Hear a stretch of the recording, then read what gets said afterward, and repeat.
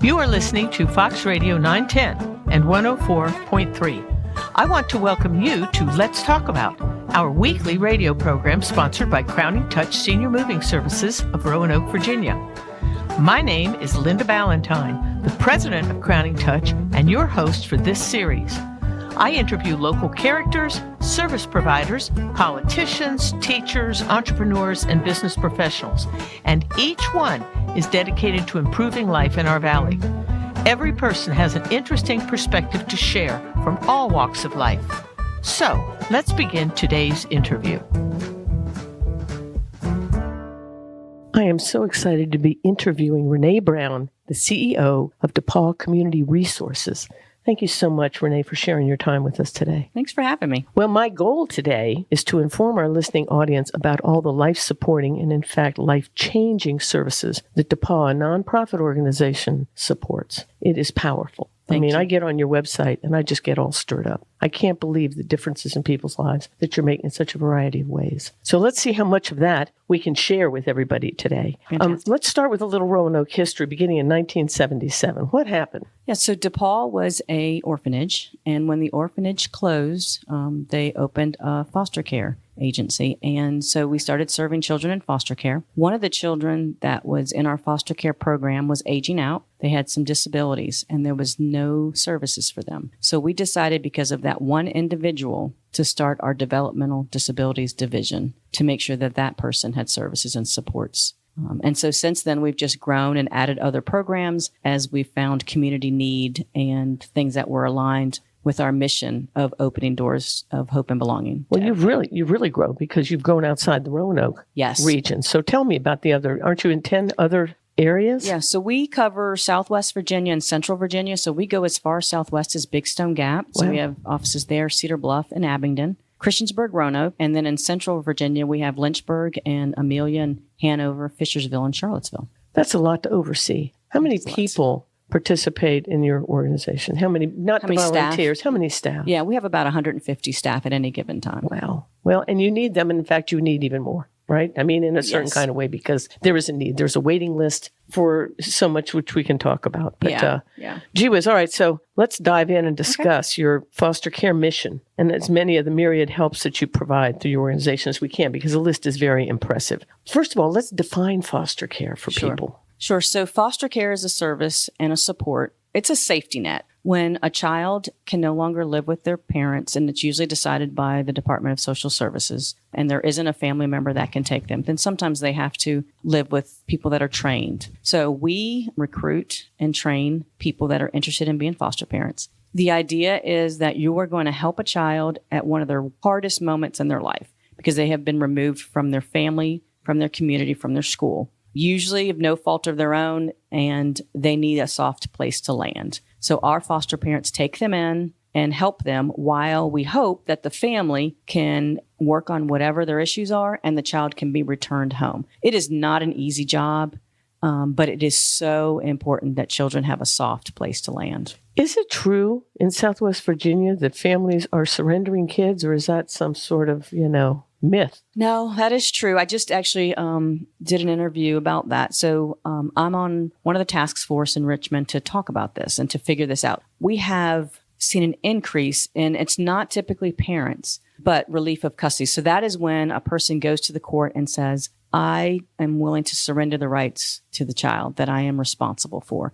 because I can no longer feel like I can keep them safe or my family safe. And that has to be such a hopeless place to be in. No kidding. What a heartbreaking situation. Right. So what typically happens is a family will be in crisis and maybe grandmother will take the child or aunt and uncle will take a child to help the family. And then the child becomes a teenager and demonstrates some behaviors that maybe are past what grandmother can handle. There's a lot of like sexualized behaviors or maybe delinquent behaviors or mental health behaviors or substance abuse. And grandmother or aunt or uncle just simply say, I can no longer keep this child safe or myself safe or my other children safe. And they go to the court and they ask. And then those children typically come into foster care. Very difficult to place. And a lot of times they end up in congregate care, residential treatment facilities, or group homes. Now, you might have an instinct to try and work with that grandmother. You do have kinship care and other stuff. Do Yes. any of those people ever qualify? Are you tempted, or have they given up by the time they come to you? Right. So kinship care is a fairly new program, and we have been seeking grant funding for it. And thankfully, we've been really successful in increasing our grant funding and our reach. Kinship care is exactly that, right? It is a program that supports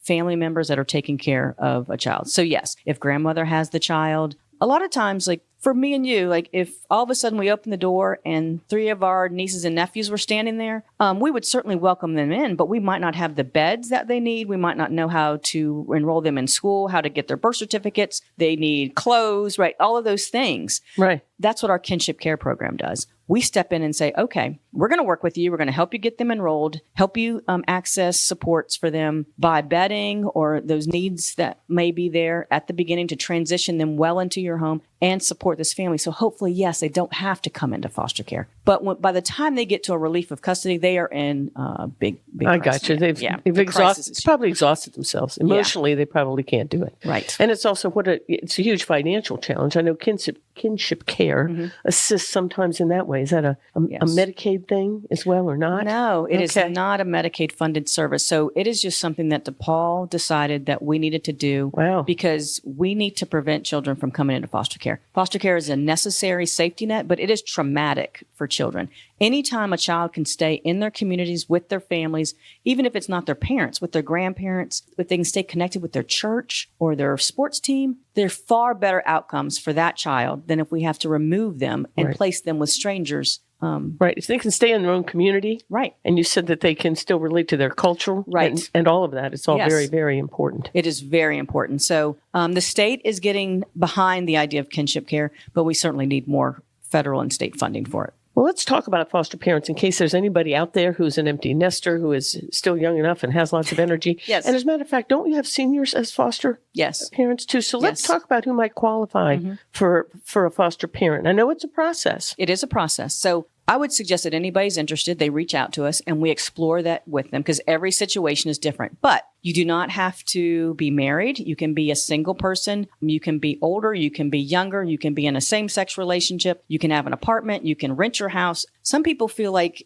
or have the idea that you have to be married, own your own home, and have lots of space. That is not Or be true. very wealthy, and that's not true either. That's not true either. So we will train you in everything that you need to know. And then once you become a foster parent, we walk with you every step of the way. We have 24/7 crisis support. So you are never alone if you become a foster parent. And you even offer respite care, too, don't you? I mean, people can't be, especially people that aren't the parents that have had another life and may have other responsibilities. The 24/7 aspect, you provide relief, a little bit of relief for that. Absolutely. So we encourage anybody who is interested in caring for a child. What you need to have, right, is an ability to love a child who has experienced trauma, who has maybe some things in their past that are difficult, maybe it's some diagnosis, and give them a safe space to begin to heal. Right. And we will support you with it. So yes, we have, right now there are over 1,500 children in foster care, and we do not have enough foster homes to support them. So we definitely need, and that 1,500 is just in the Roanoke area. Wow. So there's more across the state, and we need foster parents all of the time. So anybody who is interested and willing, we encourage them to reach out, go to our website, call us. We will talk you through it, give you all the information, let you consider whether it's the right move for you right now or not, and support you through the whole process. So for these little kids, somebody comes and, matter of fact, I'm going to share the phone number at least once during this. Let's do it now. Okay. If you want to talk to a foster care recruiter, somebody that can just, talk with you about it, the number to call is 888-233-7285. Thanks. Okay. And let's go ahead and share your website. It's DePaul, DePaulcr.org. Exactly. Okay. And if you want to donate, you can put /donate. Absolutely. There are plenty of buttons because there certainly is a big need all the way around. Yeah. So if foster parenting is not what you can do right now, there's a lot of different ways you can support us. Like you just mentioned, you can donate. We always need money to assist in all of the programs. So a lot of our programs are Medicaid funded, but that comes with limitations and rules. And so we actually have a fund that's called Bridge to Hope. where we meet families' needs that are outside of those strict regulations. And so we've done things like sometimes Medicaid will only allow you to replace your shower chair X amount of times, right? You have to wait years, but maybe you need one now. Right. So we use our Bridge to Hope fund to buy it when you need it versus having to wait until Medicaid says you're eligible for something. Well, a lot of government programs are one size fits all because that's the way to standardize giving. Mm-hmm. But you have that bridge. Yeah. And so you go ahead and personalize and meet the individual need that way. What a worthwhile And you can project. Say when you donate, you can say, I want it to go to this specific program or Bridge to Hope, or you can just say a general fund and use it however you want. People can also, connect with us on Facebook and Instagram and like our posts. That costs you nothing, right? Just interact with us on social media, share it with your friends. So there's so many ways that the community can help. Do you have any other special events that people, annual events that we might need to know about that we can participate in? Tell us about something. Sure. So it happens to be that our 48th birthday is next Friday, March 7th. Oh, how neat. And we will be doing some social media campaigns. And so encourage people to look on our Facebook page and see those campaigns. And that's a great way. You could donate $48 on our 48th birthday. Aww. That would help us so much. And we also have an event. So another program we have is our independent living program. And that is where when children turn 18, they age out of foster care. Right. But between 18 and 21, they have the option of entering an apartment program that is supported to help them transition. Anybody who has raised a child knows that young adulthood, you still need support. Just because you turn 18, that's not a magical number where all of a sudden you have, although they may think they have all the answers, you don't have all the answers and you still have moments where you stumble. So we have an apartment program at Riverwalk in Salem, and we're actually having our 20th year celebration on March 19th at the Riverwalk. And so if you want to come and see our apartment program and help us celebrate, that's also, on our website and our Facebook page. You can come join us. Wow, that is a big deal. Are there people, it is a big decision for a family to go ahead and take a foster child. Yes. Sometimes they even take siblings. How does that work? I mean, how often does that happen when you have 2 or 3 children and I know you want to keep them together?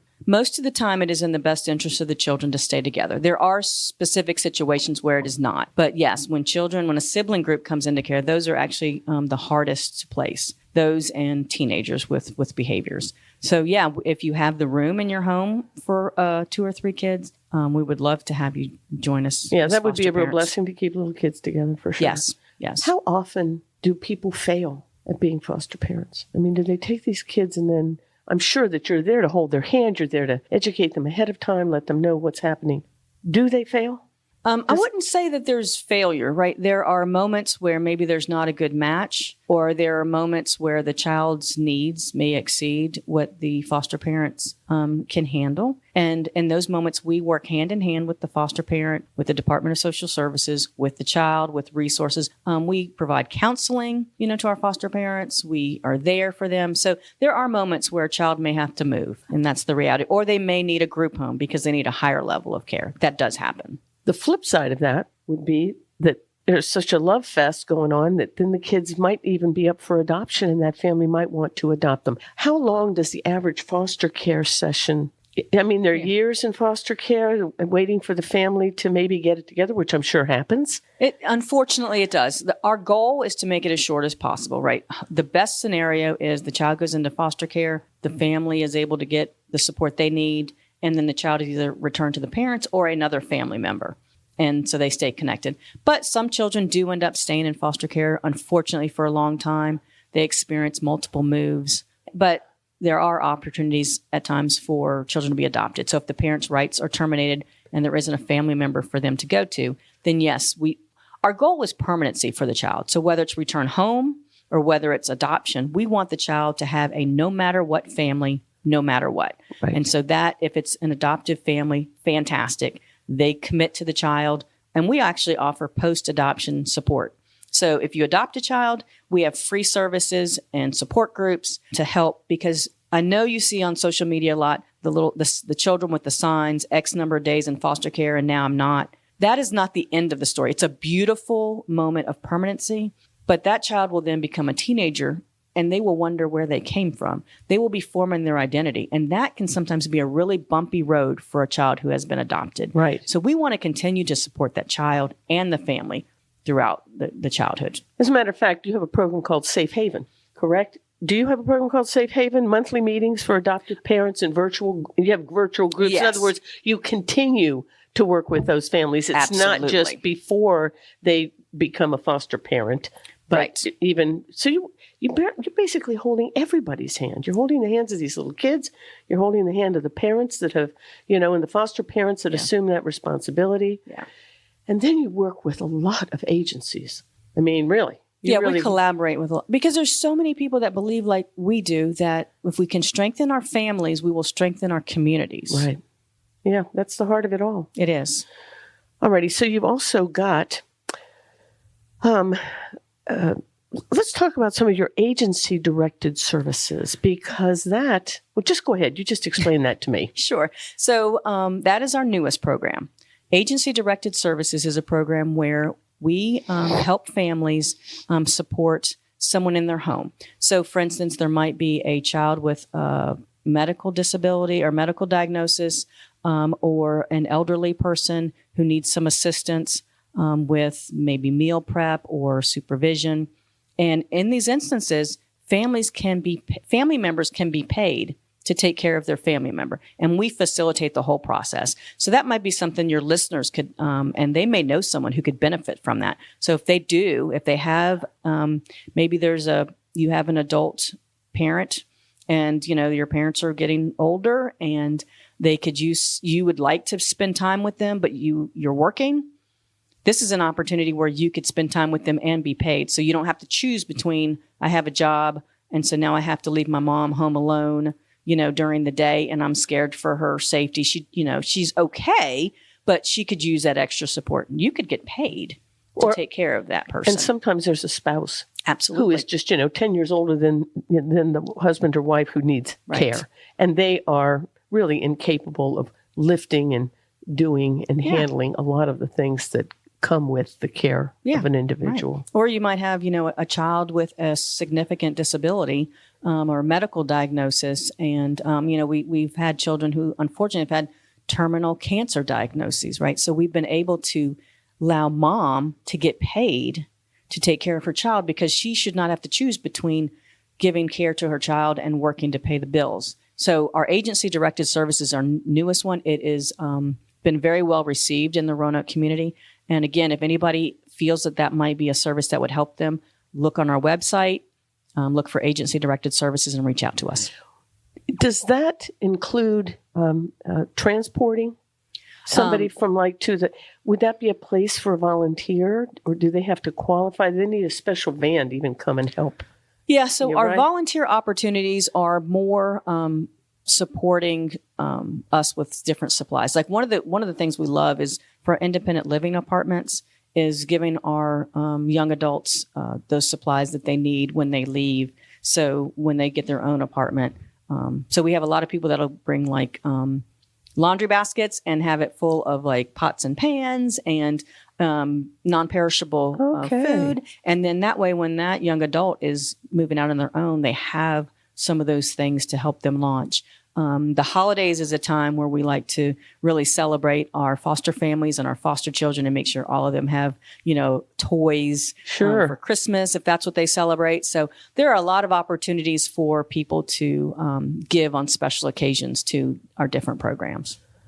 That is so fantastic. I'm just looking here. There's also something that you call storytelling projects. I want to make a special mention of that because I was on your website today. There's documentaries. DePaul is on YouTube. There are podcasts. There are blog posts. If you really want to get a warm fuzzy about all that this, you're a community yourself. It seems like to me. You're a community of people with hearts to serve. But if people want to draw close to you, the storytelling projects, even on your website, are just fantastic. And I just want to help steer people there because, it was very moving. You can really get acquainted with the need and with the reality of what people go through. I don't know that we've talked enough about people with the disabilities. Sure. And I'd like to do that. You want to address that a little bit? Absolutely. And just to go back to your storytelling for 1 second, we can talk a lot about data and numbers and outcomes, but when you get to put a face and an actual story to this information and you hear from them, it is incredibly impactful. So I agree. Our storytelling efforts is purposeful to help our community connect with our mission. But we have two divisions. So we have our Child and Family Services division, which is where our foster care and adoption and our mental health services and our independent living program, those are all over there. And then we have our developmental disabilities division. Mm-hmm. And we serve individuals with disabilities and help them reach their full potential. And one of the ways we do that is we have a sponsored residential program. It is similar to foster care in that it is a family home. And so an individual with a disability can live with a family in the community versus being in an institution. And we also need sponsored residential families. So if foster care might not be something you'd like to do, but you'd like to open up your home to an individual with a disability, it's the same type of thing. You talk to us, you go through training, we support you the whole way. And then there's some individuals that are waiting to live in a home and be fully included in their communities and as a family member and just do all kinds of fun activities like, we all do with our families. So if anybody would be interested in doing that, they can also reach out to us. How do they deal with home adaptations that you must need for some of those people, whether it's ramps or widened doorways? I mean, do those people assume the responsibility then for making those changes to accommodate somebody, even if it's only in a section of their home? No, we would help with that. And there's a lot of, and there's Medicaid funding for those things. And those are typically longer term placements with our individuals with a disability. So we would help.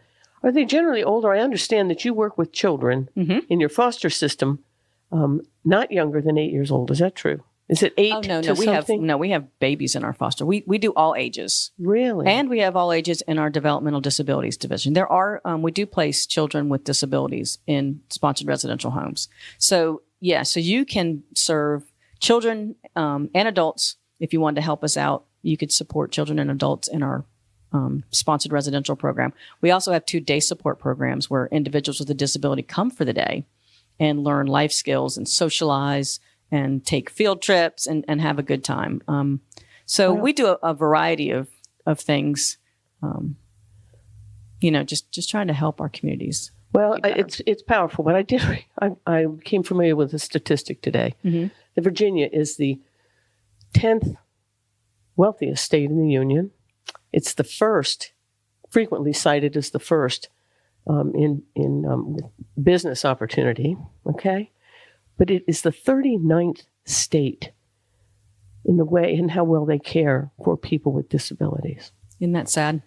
Well, that is just shocking to me. Yeah. Now, a lot of that is, the responsibility of the legislature in Richmond. But in all of this, I just wanted to make that comment about how I really think we ought to be looking for waste in our budget in the state of Virginia. If they're having a hard time coming up with stuff and people have to wait a year for a wheelchair as part of this program, right, or get on a list, they've got this DD waiver and then they have the wait list. The wait list is currently around 15,000 individuals in Virginia waiting for appropriate life-enhancing services. We need to do something. That was such a red flag to me. I mean, I just can't believe that we sit with these other statistics, the 10th wealthiest state, and we've got people, So I don't know what else we're doing with our money, but it makes me want to, poke around and see if there isn't some money lying around somewhere that we're wasting. Yeah. Because you've got people suffering out here,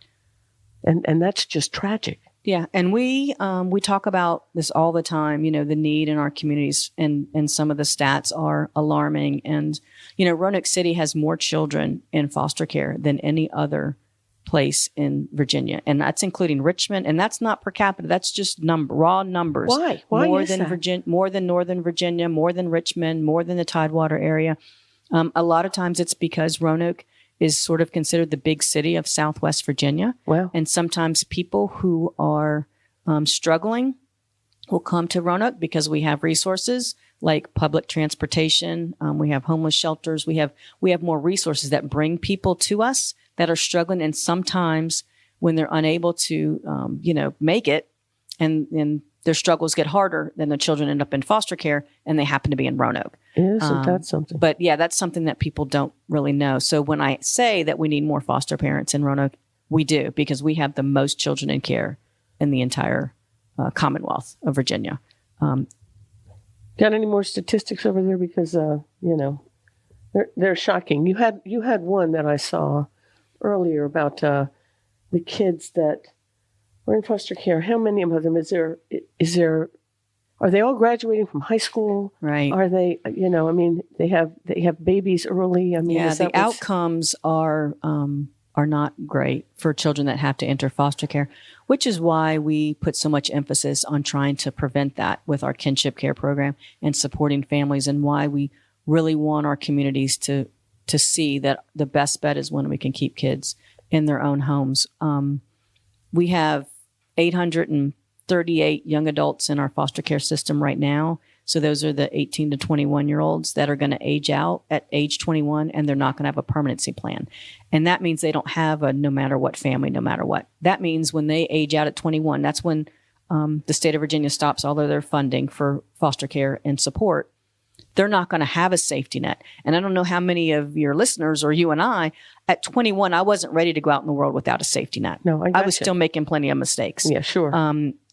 Fewer than half of foster care youth graduate from high school by 19. Fewer than half. Yeah, see, that's really... Girls, young girls that are in foster care are much more likely to become pregnant before the age of 21. 70% of young women who age out of foster care become pregnant before 21. Yeah, that's and that's a baby having a baby. That's right. It really is. Do you see any impact from the immigrant population? Are they taking care of their own? Is their community tight enough, or are you seeing any growth in your program due to recent immigration?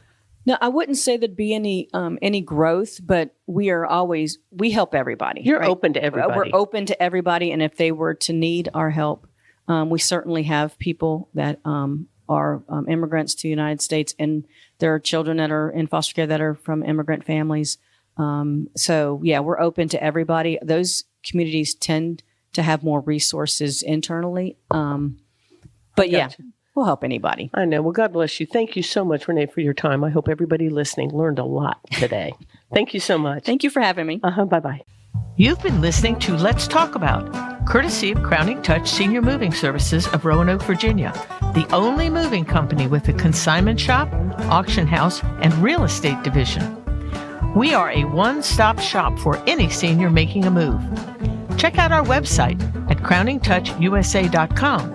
Or if you are planning a move, call Anna at 540-982-5800 to arrange a free estimate.